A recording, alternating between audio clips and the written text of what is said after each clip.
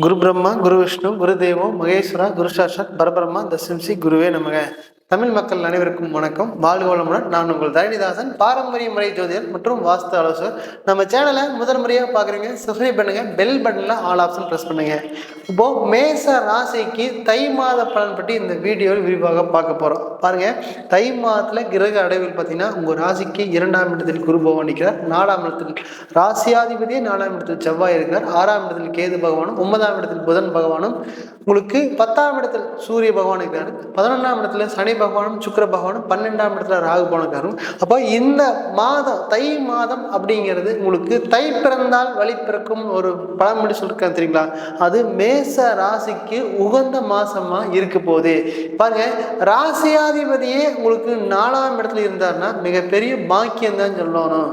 ஏன் அப்படின்னு கேட்டீங்கன்னா, உங்களுக்கு இது வரைக்கும் பார்த்தீங்கன்னா கோபம் மிக அதிகமாக வரக்கூடும். பாருங்க, எப்பவுமே தை மாசத்துல உங்களுக்கு சூரிய பகவான் உங்களுக்கு 10ஆம் இடத்துல சஞ்சாரிக்கும் போது பட்டம், பதவி, உயர்வு எல்லாமே தேடி வரக்கூடிய மாசமா இந்த தை மாசம் இருக்கும் போது, அது மேச ராசிக்கு 2ஆம் இடத்தில் குரு பகவான் இருக்கும் பொழுது நீங்க நினைச்ச மாதிரி வாழக்கூடிய லைஃப் மிக அதிகமாக இருக்கக்கூடும். அது மட்டும் இல்லாம பாருங்க, கடந்த காலகட்டங்களில் உங்களுக்கு திருமணத்தினால நம்மளுக்கு வந்து பார்த்தீங்கன்னா கல்யாணத்தில் எப்போ ஆகும், இல்லை திருமணம் செஞ்சுருப்பீங்க, அந்த திருமணத்தில் ஒரு நிம்மதி இல்லாத ஒரு வாழ்வு இருக்கே, நம்மளுக்கு அடுத்த திருமணம் தான் நடக்குமா, இல்லை என்ன பண்ணுறதுனே தெரியலையே, இல்லை டைவர்ஸ் வரைக்கும் போயிட்டுமே, அந்த நம்ம டைவர்ஸை போயிட்டா அது நமக்கு வந்து கிடைச்சிட்டா நல்ல முடியும், நல்ல அடுத்த லைஃப் நமக்கு கிடைக்குமா அப்படி ஒரு ஏக்கத்திலேயே வாழக்கூடிய தன்மையாக இருக்குது. இல்லை இது வரைக்கும் எனக்கு திருமணம் ஆகவே இல்லை, நீ எப்போத்தான் நடக்கும் அப்படின்னு சொன்னோம்னா வரக்கூடிய அந்த தை மாதம் அப்படிங்கிறது மிக சிறந்த உகந்த மாசமா இந்த மேச ராசிக்கு இருக்க போகுது. ஏன் அப்படின்னு கேட்டீங்கன்னா, உங்களுக்கு குடும்ப ஸ்தானத்திலேயே குரு பகவான் நிற்கிறார், ராசியாதிபதி அப்படியே வந்து உங்களுக்கு 4ஆம் இடத்துல சுகஸ்தானத்தில் போயிருக்கிறார். அப்போ இந்த காலகட்டத்தில் இது வரைக்கும் நமக்கு திருமணம் ஆகலைன்னா இந்த காலகட்டம் மிக சிறந்த உகந்த காலகட்டமாக உங்களுக்கு இருக்க போகுது. பாருங்க, உங்களுக்கு குடும்ப ஸ்தானாதிபதியும் 7ஆம் இடத்த அதிபதியும் 11ஆம் இடத்துல இருந்தால் கம்பல்சரி 2வது தாரம் அமையறதுக்கான வாய்ப்புகள் மிக அதிகமாக இருக்கு. பாருங்க, எதனால பிரிஞ்சது அப்படின்னு கேட்டீங்கன்னா, உங்களுக்கு குழந்தை சம்பந்தமான விஷயத்தை வச்சு தான் உங்களுக்கு பிரிஞ்சிருப்பீங்க. பாருங்க, கல்யாணம் முடிச்சு 3-5 வருஷத்துக்கு மேலாச்சு, நமக்கு வந்து குழந்தை இல்லையே, நீ இவர் கூட கல்யாணம் வாழ்ந்தா, இவங்க கூட சேர்ந்து வாழ்ந்தா நமக்கு குழந்தை இருக்காதே அப்படின்னு நினைச்சு கூட பிரிய வேண்டிய சூழ்நிலைக்கு தள்ளப்பட்டிருப்பீங்க. இல்லை நீங்க சொல்ற சொல்லிலிருந்து அந்த சண்டை பெருசா இருக்கான வாய்ப்பு, நீங்க உங்களை அவாய்ட் பண்றதுக்கு உங்களையே நீங்க காரணத்தைப்படுத்தி நீங்க அவாய்ட் பண்றதுக்கான காலகட்டத்தில் நிறைய அனுபவிச்சிருப்பீங்க. பாருங்க, உங்களுக்கு இந்த காலகட்டத்தில் 2ஆம் அதிபதியும் 7ஆம் அதிபதியும் 11ஆம் இடத்துல சனி பகவான் கூட நிற்கும் பொழுது இந்த தை பிறந்தால் வழி பிறக்கும் பழமொழி போல உங்களுக்கு ஒரு நல்ல திருமண வாழ்வு அப்படிங்கிறது நிற்க போகுது. இது வரைக்கும் கல்யாணம் ஆகவே இல்லைன்னா தை மாதம் நிச்சயமாக கணவன் இவங்க தான், மனைவி இவங்க தான் அப்படி நிச்சயிக்கப்படக்கூடிய காலகட்டமாக இருக்க போகுது. இல்லை நாங்கள் பிரிஞ்சு வாழ்றதுக்கான வாய்ப்பு இருக்குதா அப்படின்னு கேட்டாலும் கூட இந்த 7ஆம் இடத்த அதிபதி 11ஆம் இடத்துல இருந்து நினைச்ச மாதிரி வசதி வாய்ப்போட நல்ல கணவனா நல்ல மனைவியா வரக்கூடிய காலகட்டமாக அந்த சனி பகவான் கொடுப்பாரு. ஏன்னா 7ஆம் இடத்த 11ல் வந்து நிற்கும் போது தான் உங்களுக்கு மிக சிறந்த யோகமாக மனைவி மூலி வரக்கூடிய காலகட்டமாக இருக்க போகுது. அது மட்டும் இல்லாமல் இந்த 9ஆம் இடத்த அதிபதியும் உங்கள் குடும்பத்தில் இருக்கிறதுனால நல்லபடியா சொத்துள்ள மனைவியா சொத்துள்ள கணவரா நினைச்ச மாதிரி இப்போ படித்த கணவனா அழகான கணவராக வரக்கூடிய காலகட்டமாக இருக்க போகுது. இதை பாருங்க, வேலை அப்படின்னு குறிக்க போனால் அந்த 6ஆம் இடத்துல அந்த கேது பகவான் இருக்குதுங்க. அந்த கேது பகவான் அப்படிங்கிறது உங்களுக்கு அங்கே 6ஆம் இடத்துல இருக்கும்போது தான் அந்த வேலையில் பெரிய பாரத்தை தூக்கி சமந்துட்டு இருக்கிறாங்க.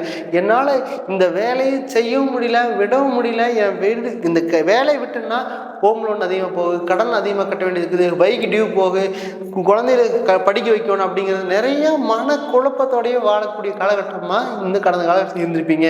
பாருங்க, உங்களுக்கு 6ஆம் அதிபதி 9ஆம் இடத்துல வரும் பொழுது 100% உன்னிமேல் சம்பள உயர்வு, ப்ரமோஷன், பட்டம், பதவி கிடைக்கிறதுக்கான வாய்ப்புகள் மிக அதிகம். ஏன்னா சூரியன் அப்படிங்கிற ஒருத்தர் 10ல் வந்து நின்னா மட்டும்தான் பட்டம், பதவி உயர்வு கிடைக்கிறதுக்கான வாய்ப்புகள் இருக்க போகுது. அது 6ஆம் அதிபதி 9ஆம் இடத்துல வந்து நிற்கும் போது நிச்சயமாக உங்களுக்கு கம்பல்சரி 100% உங்களுக்கு ஒரு பதவியில் ஒரு ப்ரமோஷன் கிடைக்கக்கூடிய காலகட்டமாக இருக்குது. இது நல்லபடியாக பயன்படுத்திங்க. இல்லை நம்ம வெளிநாடு தான் போவனா அப்படின்னு ஒரு கேள்வி கேட்டாலும் கூட ராகு பகவான் அந்த நீர் ராசிலே இருக்கிறாரு. அப்போ அந்த ராகு பகவான் நீர் ராசியில் இருக்கும்போது 100% வெளிநாட்டு வாழ்க்கை அப்படிங்கிறது மிக சிறந்த யோகத்தை கொடுக்கக்கூடிய காலகட்டம். இல்லைங்க நான் வெளிநாட்டு போய் இங்கே ஏன்டா வந்து இருக்குதுங்க, கம்பெனி நம்ம ஊர்லேயே இருந்தால் ஏதாவது வேலை செஞ்சுக்கலாம், ஆனால் அங்கே போய் அந்த கம்பெனி வேலையை மட்டும்தான் செய்ய வேண்டிய சூழ்நிலைக்கு நான் தள்ளப்படுறேன் அப்படின்னு நினைச்சாலும் கூட பாருங்க, அந்த சனி பகவான் உங்கள் ராசியவே பார்க்குறாரு. லாபஸ்தானாதிபதியே உங்கள் ராசியை பார்க்கும் பொழுது பார்த்தீங்கன்னா உங்களுக்கு தை மாதம் 10ஆம் இடத்துல குரு வரும் பொழுது உங்களுக்கு 5ஆம் இடத்துல அதிபதியே 10 இருக்கும்போது மனசுக்கு பிடிச்ச வேலை கிடைக்கிறதுக்கான வாய்ப்பு இந்த மேச ராசிக்கு தை மாதம் கிடைக்க போகுது. மனசுக்கு பிடிச்ச வேலையும் இருக்கும், நல்ல வேலை கிடைக்கிறதுக்கான வாய்ப்புகள் இருக்க போகுது.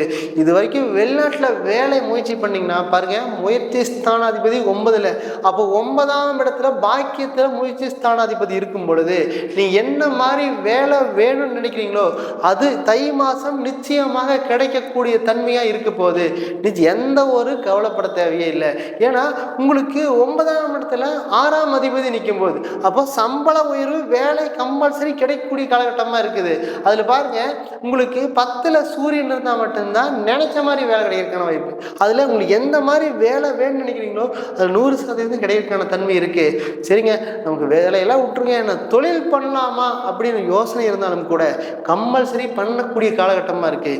ஏன்னா லாபஸ்தானாதிபதி உங்களை பார்க்குறாரு. 9ஆம் இடத்துல உங்களுக்கு 6ஆம் அதிபதியே இருக்கிறார் பார்த்தீங்களா. அப்போ இந்த காலகட்டத்தில் கடன் வாங்கி பண்ணாலும் கூட அந்த தை மாதம் நல்ல மாற்றத்தையும் முன்னேற்றத்தையும் கொடுக்கக்கூடிய காலகட்டமாக இருக்குது. பாருங்கள், 2ல் குரு இருந்தாலே தேவையில்லாத செலவு வராது. அப்போ வருமானத்தை நோக்கி தான் நீங்கள் போயிட்டு இருக்கிறீங்க. அது மட்டும் இல்லாமல் 7ஆம் இடத்து அதிபதி 11 இருந்தாலே நல்லபடிய பார்ட்னர் வரக்கூடிய காலகட்டமாக இருக்குது. நண்பர்களாக இருந்தாலும் சரி, நீங்கள் துணைவியாக இருந்தாலும் சரி, கூட்டாளியாக இருந்தாலும் சரி, எல்லாவுடைய பார்ட்னர் வரக்கூடிய காலகட்டமாக இருக்க போகுது. அது நல்லபடியாக பயன்படுத்திக்கங்க.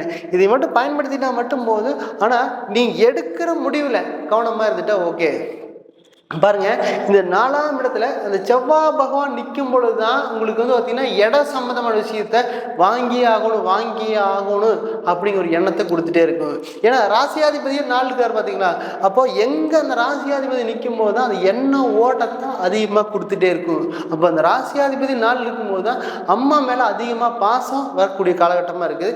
அப்படி இருந்தாலும் கூட அம்மாவோட உடல்நிலையை கொஞ்சம் பார்த்துட்டிங்கன்னா எந்த ஒரு தொந்தரவும் கிடையாது.